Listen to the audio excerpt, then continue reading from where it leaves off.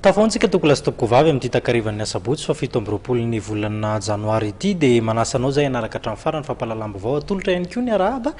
dia tontolom-baovao ara-politika no isataratsika ny fotoana ary amin'ny takariva ity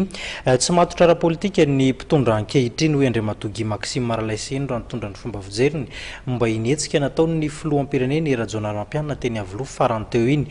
tara loatra ny heviny izay kasainy hitondrana ny firenena ho hiatrany ity mpanao politika ity izao zay faneho-keviny zay. Tsy lara-pahamehana amin'izao fahefa-taona nitondrana izao no namoahany filoham-pirenena ny vinam-pisandratana 32 hoy Guy Maxime Maralaiseny. Ho azy dia ny famoahana ny datim-pifidianana sy ny lalam-pifidianana no tokony masony ny fitondrana amin'izao herintaona meloany ny ataperan'ny fotoam-piasan'ny filoham-pirenena izao. Manazaza ny malagasy manoloana ny fiainam-pirenena. Irosan'ny fifidianana tsika hatreto mbola tsy fantatra lalam-pifidianana inona ny marina no ao anatiny, inona no ambarany mahakasika ny fitsipy-dalao, roviana marina ny calendrier électoral, zany rehetra zany amiko ny tokony mamaika fa ny filazana vina aty amin'ny efa-taona fitantanana dia amiko efa tara loatra. Tsy fahamatorana ara-politika zany amiko ny tsangandravitra toy ireny satria dia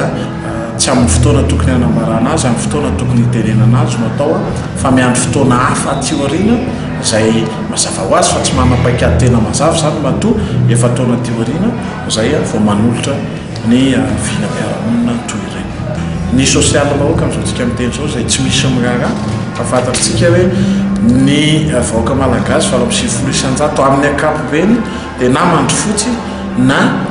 mihinana tapa-kibo, zany ny zavatra iainany malagasy mbola azony antenaina ve ny fitondrana misy amin'izao fotoana izao. Nambarany Guy Maxime Maralaiseny fa tsisy fahitsiny sy mangarahara ny fomba fiasan'ny gouvernement ary kajikajy politika hatrany no misy. Misy tahotra ve ho an'ny gouvernement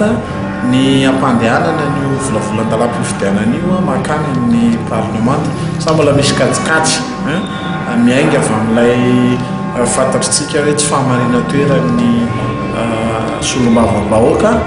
zany rehetrarehetra zany amiko anisan'ny antony sakana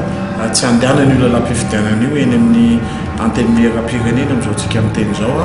satria mbola misy kajy soloana ve ny lehiben'ny gouvernement, tsy hosoloana ve ny lehiben'ny gouvernement, hosoloana ve ny ministra tompony andraikitra maro samihafa, zany rehetrarehetra zany no antony. Ary zay nge no mahatonga antsika hoe tsy misy mihitsy fahitsina, tsy misy mihitsy transparence zay no lazana azy, tsisy mangarahara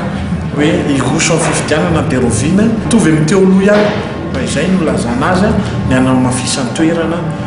hitatana ny firenena, ny anaovana fetsifetsena ny akamaroam-bahoaka, ny kajikajy politika ahafahana mandresy amin'ny fifidianana. Raha ny zava-misy tapitra ny volana janoary mbola tsy misy ny fiantsona fivoriana tsy ara-potoana eo anivon'ny parlementa ary andrasana ny fahatongavan'ny volavolan-dalàna momba ny lalam-pifidianana eo anivon'ny antenimieram-pirenena.